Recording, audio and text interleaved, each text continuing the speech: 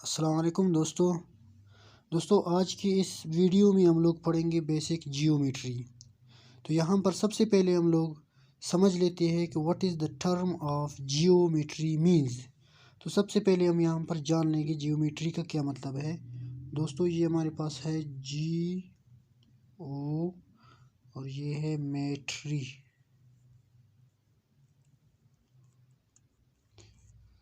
दोस्तों जियो का मतलब होता है अर्थ,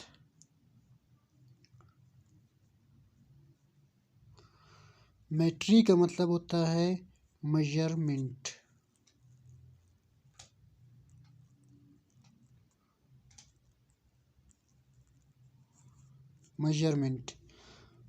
सो जियोमेट्री का मतलब होता है द मेजरमेंट अबाउट अर्थ या the measurement of earth is called geometry.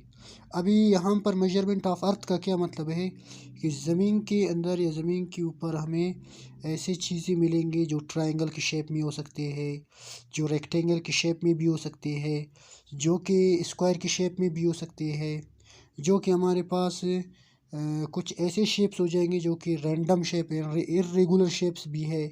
उनको इन सब को पैमाइश करने के लिए हम जो जिसके बारे में पढ़ते हैं उन्हें हम कहते हैं जियोमेट्री। तो दोस्तों यहाँ हम सबसे पहले देखेंगे जियोमेट्रिक टर्म्स। जियोमेट्रिक टर्म्स में जो सबसे पहला पॉइंट होता है दोस्तों वो होता है पॉइंट। जो सबसे पहले होता है वो होता है पॉइंट। पॉइंट दोस्तों ये जो आपको नज़र यहाँ पर आ रहा है इन्हें हम कहेंगे पॉइंट। पॉइंट कुछ भी हमारे पास होता है यानी पॉइंट्स मिलकर दोस्तों लाइंस बनाते हैं। जियोमेट्री में सबसे पहले जो शुरुआत होता है वो होता है पॉइंट से। तो पॉइंट को दोस्तों ज़्यादातर केसेस में वर्टेक्स भी बोलते हैं, ये याद रखना दोस्तों। पॉइंट को ज़्यादातर केसेस में वर्टेक्स भी बोलते हैं।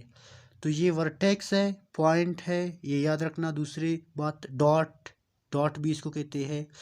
और पॉइंट को हमेशा दोस्तों हम कैपिटल लेटर से डिनोट करते हैं। अब पॉइंट की डिफिनेशन क्या है यहाँ आप देख सकते हैं। पॉइंट की डिफिनेशन है एन एग्जैक्ट लोकेशन, यानी वो एग्जैक्ट लोकेशन होता है, रैंडम नहीं होता, एग्जैक्ट होता है, बिल्कुल एग्जैक्ट है।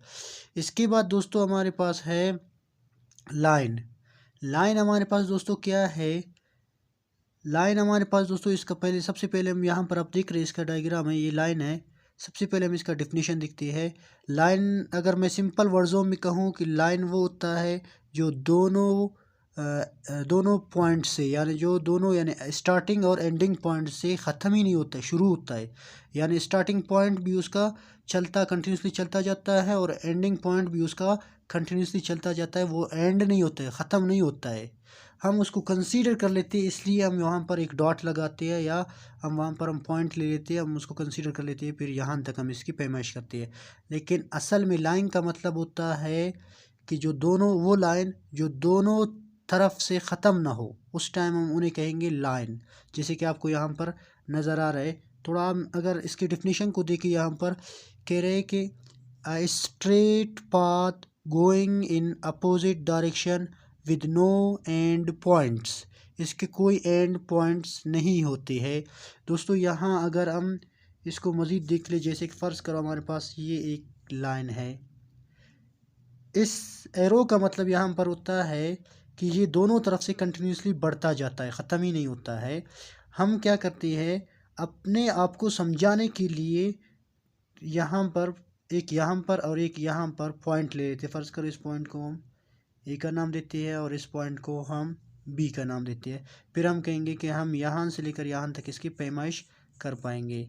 तो दोस्तों लाइन की मिसाल अगर हम देख ले जो डेली लाइफ में, वो रॉकेट की मिसाल है। इसके बाद दोस्तों हमारे पास आता है रे। रे किसको कहते हैं दोस्तों? रे उस लाइन को दोस्तों हम कहते हैं जिसका स्टार्टिंग पॉइंट तो आपको पता होता है कि स्टार्ट कहाँ से होता है और इसका एंडिंग पॉइंट पता नहीं होता है, तो उस टाइम हम उन्हें कहेंगे कि ये रे है। जैसे कि आप इसका मिसाल ले लेते टॉर्च, जो लाइट होता है वो रे की एक मिसाल है। तो यहाँ आप इसकी डिफिनेशन देख सकते हैं कि a straight path going in one direction from one and point. तो ये इसकी यहाँ पर डिफिनेशन है। तो रे की यहाँ पर आप देख रहे हो, यहाँ पर इसके एरो लगा हुआ है, इसका मतलब होता है कि ये कंटिन्यूसली बढ़ता जाता है। तो इसके बाद दोस्तों हमारे पास है लाइन सेगमेंट। अब लाइन सेगमेंट किसको कहते हैं? लाइन सेगमेंट उस लाइन को दोस्तों हम कहते हैं जिसकी दोनों पॉइंट्स एंडिंग पे हो, यानी जिसकी दोनों एंडिंग पॉइंट्स हो मौजूद हो, यानी स्टार्टिंग पॉइंट से भी वो एंड पे हो और लास्ट जो पॉइंट है उसका वो वहाँ पर भी वो टर्मिनेट हो, यानी वो वहाँ पर भी वहाँ वो यानी वो वहाँ पर भी एंडिंग पॉइंट पे खड़ा हो, तो उस टाइम हम उन्हें कहते हैं कि line segment. Part of a line containing two end points and all the points between the end points, और इन एंडिंग पॉइंट्स के दरमियान भी सारे जितने भी पॉइंट्स आते हैं उनको भी ये कवर कर लेते हैं। फ़र्ज़ करो हमारे पास ये एक लाइन ऑफ सेगमेंट है ये, और यहाँ मैं इसको एंड कर रहा हूँ, ये एंडिंग पॉइंट है इसका ये स्टार्टिंग पॉइंट है। दोनों पॉइंट्स हमें पता है दोस्तों, ये है ए और ये हमारे पास है बी। तो और ये बीच वाले भी सारे जितने भी बीच वाले पॉइंट्स हैं उनको भी ये कवर कर रहा है, तो इसलिए इन्हें हम कहेंगे लाइन ऑफ सेगमेंट। दूसरे अगर हम सिंपल वर्ड्स में बताएं, लाइन ऑफ सेगमेंट उस लाइन को कहते हैं जो दो पॉइंट्स को आपस में मिलाता है, तो उसको हम कहेंगे लाइन ऑफ सेगमेंट। इसके बाद दोस्तों हमारे पास आता है ये छोटा सा, आप यहाँ पर देख ले, कॉन्ग्रुएंट। कॉन्ग्रुएंट किसको कहते हैं? The same major. ट्रायंगल्स में ज़्यादातर इस्तेमाल होता है। तो कॉन्ग्रुएंट का जो यहाँ पर आप सिंबल देख रहे हैं वो पहले अलिफ मुद्दा की तरह इस तरह है, फिर दो इक्वल है, यानी इसका मतलब होता है कॉन्ग्रुएंट। इसका मतलब होता है दूसरे मेजरमेंट से सेम, मिलता जुलता, यानी ये ट्रायंगल दूसरे ट्रायंगल से सेम है, कॉन्ग्रुएंट है, तो उस टाइम हम लोग ये वाला सिंबल इस्तेमाल कर लेंगे। उसके बाद दोस्तों हमारे पास है सिमिलर। सिमिलर के लिए दोस्तों हम सिर्फ ये वाला सिंबल इस्तेमाल कर लेते हैं। इसका मतलब होता है same shape, not necessarily same size. Size different हो सकता है लेकिन शेप सेम हो सकता है, तो उस टाइम हम ये वाला इस्तेमाल कर सकते हैं जो कि यहाँ पर आपको नज़र आ रहा है और यहाँ पर भी है। तो मज़ीद हम देख लेते हैं दोस्तों, यहाँ पर हमारे पास टाइप्स ऑफ लाइन कौन कौन से होते हैं, types of lines. So types of lines में हमारे पास तो मज़ीद देख लेते हैं दोस्तों, यहाँ पर हमारे पास टाइप्स ऑफ लाइंस है। सो टाइप्स ऑफ लाइंस में सबसे पहले हमारे पास आता है पैरेलल लाइंस। पैरेलल लाइंस का मतलब होता है दो लाइंस सेम डायरेक्शन में कंटिन्यूसली चले, लेकिन वो एक दूसरे को अटैच नहीं करते, एक दूसरे को इंटरसेक्ट, एक दूसरे को टच नहीं करती है, तो एक सेम डायरेक्शन पे जा रहे होते हैं, उस टाइम हम उन्हें कहेंगे पैरेलल लाइंस, जो कि आपको यहाँ पर नज़र आ रहे हैं दोस्तों। ये हमारे पास पैरेलल लाइंस है, ए और बी दोनों पैरेलल लाइंस है। इसके बाद दोस्तों हमारे पास आता है परपेंडिकुलर लाइंस। अच्छा, इससे पहले अगर हम देखें दोस्तों, इससे पहले हम देखें जो पैरेलल लाइंस होते हैं उस पैरेलल को हम इस तरह दिखाते हैं, यानी दो लाइन इस तरह लगाते हैं, इसका मतलब होता है पैरेलल, जो कि आपको यहाँ पर नज़र आ रहे हैं। तो इसका यहाँ पर ये जो ए बी एक लाइन है और बी हमारे पास एक लाइन, दोनों पैरेलल है, तो उस टाइम हम कहेंगे A is parallel to B, line A is parallel to line B. इसके बाद दोस्तों हमारे पास आता है perpendicular line. So perpendicular line किस लाइन को हम कहते हैं?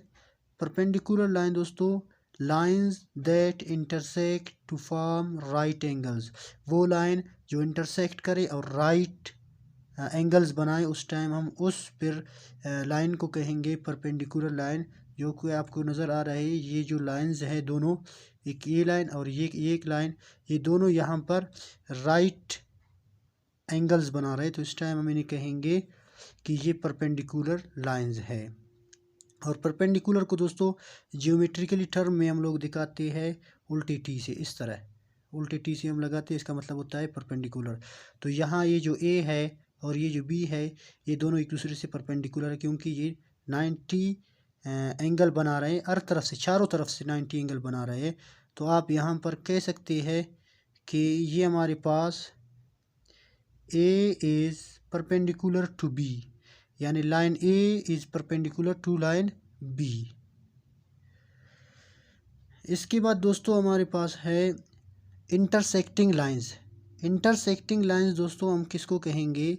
वो लाइंस यानी lines that cross and form two sets of vertical angles that are equal and opposite each other.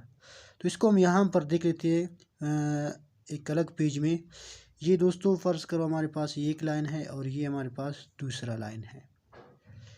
ये जो लाइन है ये इसको हम मान लेते हैं ये हमारे पास ए है और इसको हम मान लेते हैं बी है हमारे पास। ये जो हमारे पास लाइन है इसको हम बी मान लेते हैं। ये दोनों लाइन इस पॉइंट पे इंटरसेक्ट कर रहे हैं एक दूसरे को, तो इस टाइम हम इस तरह की लाइंस को कहेंगे इंटरसेक्ट। लेकिन इसके साथ साथ ये जो एंगल यहाँ पर बन रहा है वो एंगल इस एंगल के बराबर होगा, यानी इस एंगल के अपोजिट साइड ये वाला एंगल होगा और इस एंगल के अपोजिट साइड ये वाला एंगल होगा। तो इस टाइम इस तरह की लाइंस को हम कहेंगे इंटरसेक्ट लाइंस, यानी ये इंटरसेक्ट कर रहे हैं और दो अपोजिट यानी अपने अपोजिट एंगल को भी बना रहे हैं। तो इस टाइम इन्हें हम कहेंगे इंटरसेक्ट लाइन या इंटरसेक्टिंग लाइन। तो दोस्तों ये चार्ट आपके सामने है, यहाँ पर ये एंगल्स का चार्ट है। तो सबसे पहले हम लोग जान लेते हैं व्हाट इज़ एक्यूट एंगल। दोस्तों एक्यूट एंगल किसको कहते हैं? एक्यूट एंगल उस एंगल को कहते हैं जो 90 डिग्री से लेस देन हो, जो 90 डिग्री से छोटा हो, उस एंगल को हम कहेंगे एक्यूट एंगल। जो कि आपको यहाँ दिख रहे हैं, यहाँ पर 62 डिग्री है जो कि 90 से छोटा है। हो सकता है कि वो आपके पास 89 हो, जैसे कि ये 89 फिर भी 90 से छोटा है, तो 89 डिग्री भी हमारे पास एक्यूट एंगल है।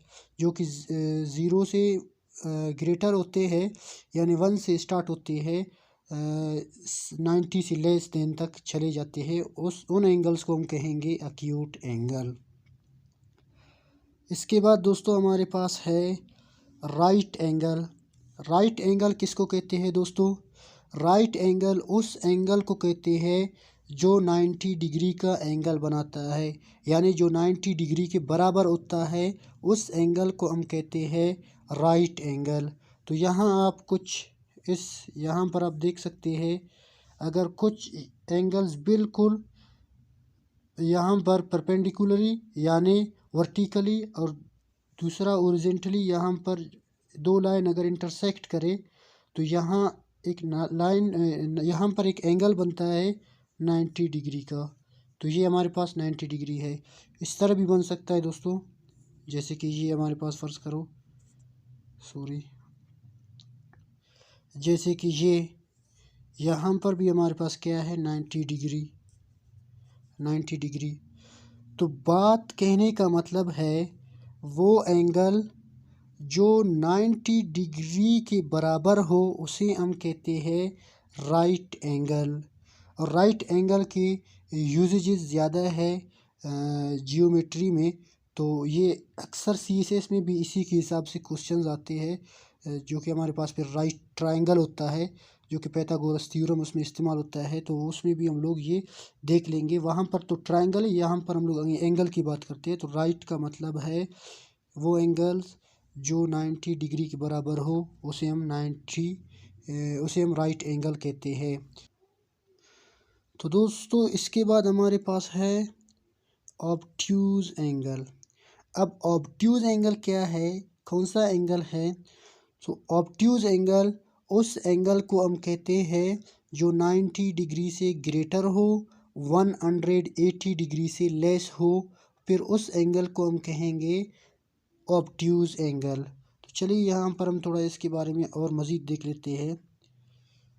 दोस्तों ये हमारे पास फ़र्ज़ करो कि 95 डिग्री है, तो ये कौन सा डिग्री होगा दोस्तों? ये होगा ऑब्ट्यूज़ एंगल। इसी तरह फ़र्ज़ करो हमारे पास 105 डिग्री है, ये कौन सा डिग्री है दोस्तों? ये भी ऑब्ट्यूज़ एंगल है क्योंकि ये भी 90 से ग्रेटर है। और इसके बाद दोस्तों 35 डिग्री। ये कौन सा एंगल है? ये भी ऑब्ट्यूज एंगल है क्योंकि ये भी 90 डिग्री से ग्रेटर है।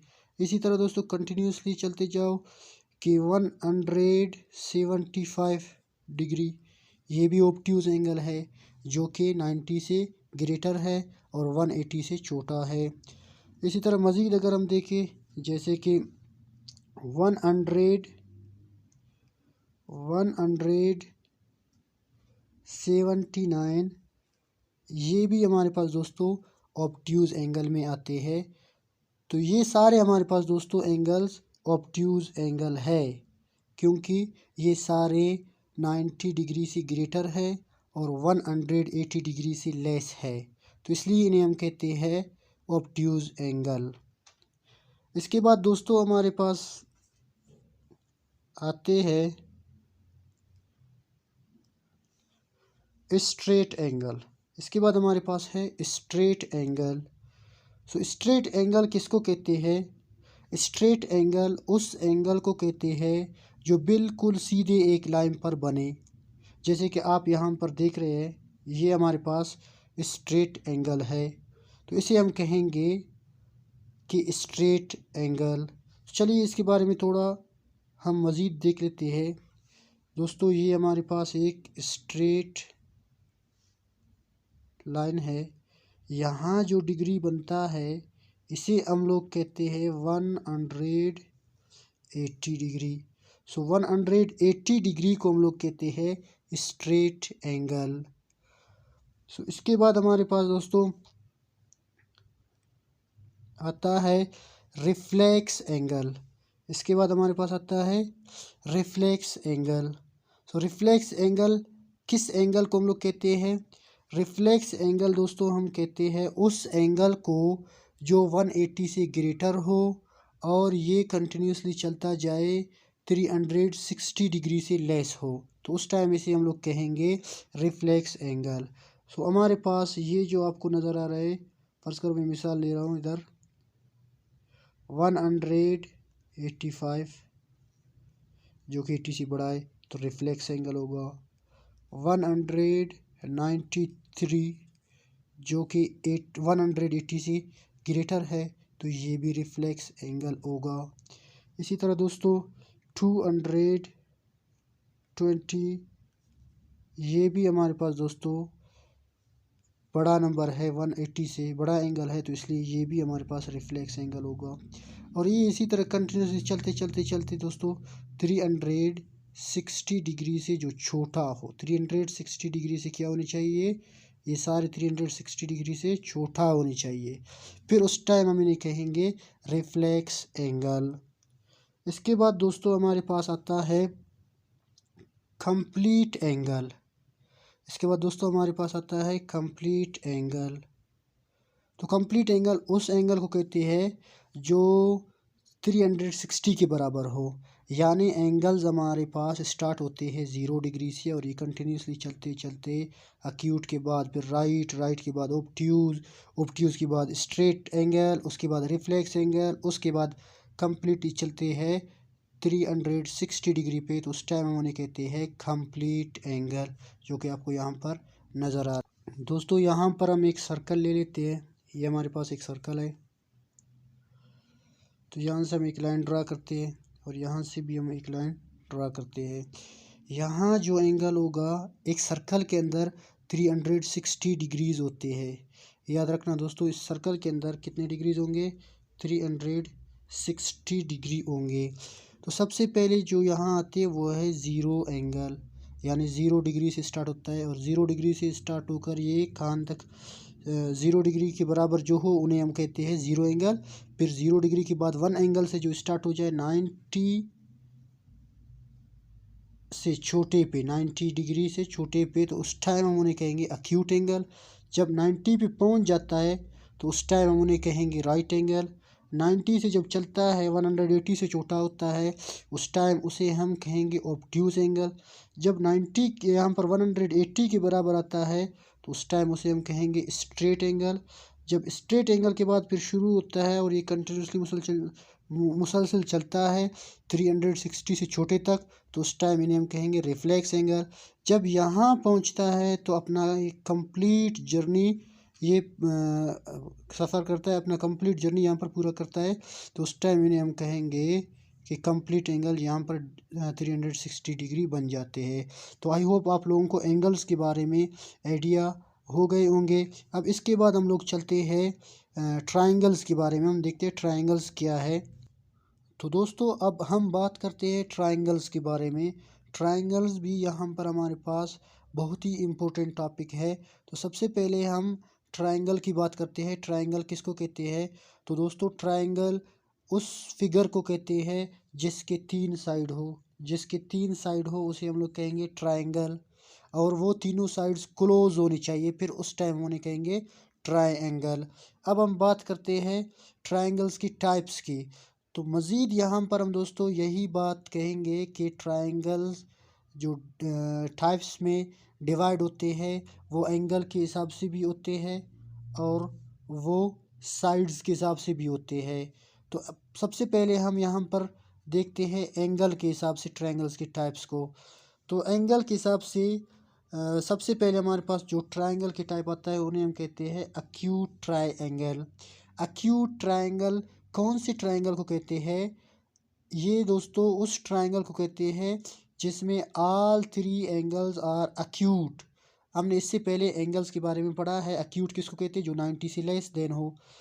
तो उस ट्रायंगल को हम एक्यूट ट्रायंगल कहेंगे जिसके तीनों साइड्स 90 डिग्री से छोटे हो, जिसके तीनों साइड्स 90 डिग्री से छोटे हो, उस टाइम हम उन्हें कहेंगे एक्यूट ट्रायंगल। उसके बाद दोस्तों हमारे पास आता है एंगल के हिसाब से दूसरे जो ट्रायंगल के टाइप आता है, उस टाइम उसे कहते हैं हम राइट ट्रायंगल।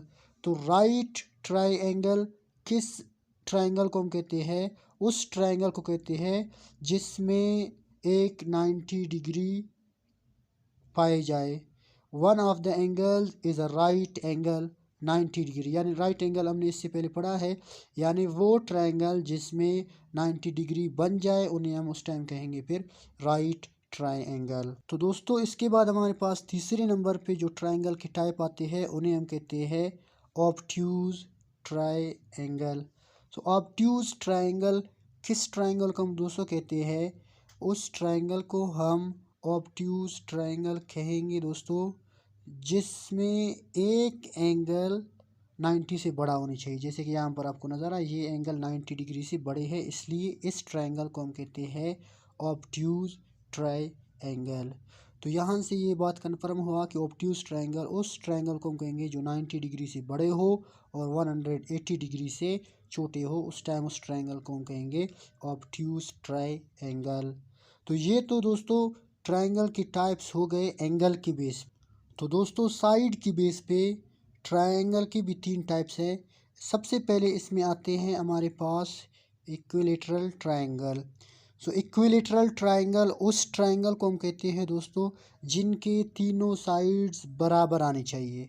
जिनके तीनों साइड्स बराबर हो तो उस टाइम हम उस ट्रायंगल को कहेंगे इक्विलेटरल ट्रायंगल। तो यहाँ पर थोड़ा हम मज़ीद इसके बारे में दो तीन ले लेते हैं मिसाल। दोस्तों ये अगर हम फ़र्ज़ करें ये हमारे पास एक ट्रायंगल है, ये एक ट्रायंगल है, मान लेता हूँ कि ये 3 सेंटीमीटर है, यहाँ पर इसकी साइड 3 सेंटीमीटर है और ये भी 3 है और ये भी 3 सेंटीमीटर है। तो दोस्तों इस ट्रायंगल की तीनों साइड्स 3 के बराबर है, इसलिए इस ट्रायंगल को हम कहेंगे इक्विलेटरल ट्रायंगल। सो इक्विलेटरल ट्रायंगल उस ट्रायंगल को हम कहते हैं जिसके ऑल 3 साइड्स आर इक्वल। तो इसके बाद दोस्तों हमारे पास आते हैं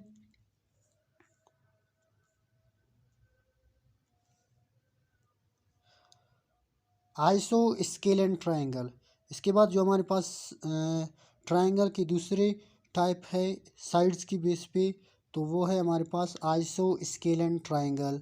सो आइसो स्केलन ट्रायंगल दोस्तों हम किस ट्रायंगल को कहते हैं?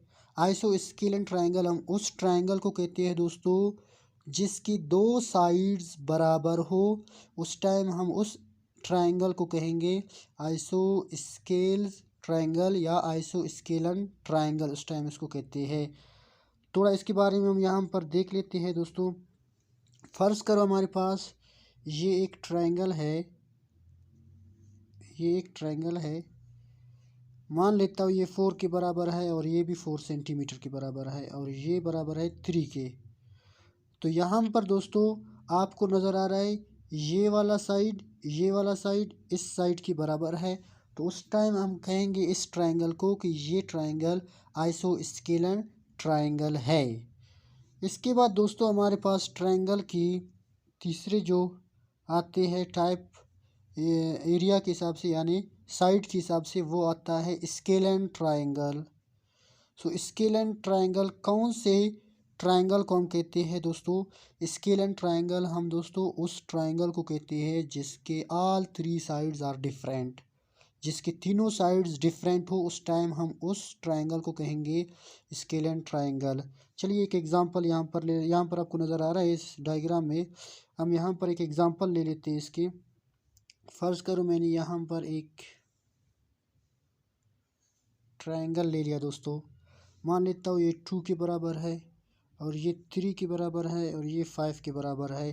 तो यहाँ पर दोस्तों इस ट्रायंगल में तीनों साइड्स डिफरेंट है, तीनों साइड्स डिफरेंट है, इसलिए इस ट्रायंगल का नाम है कि हमारे पास स्केलन ट्रायंगल।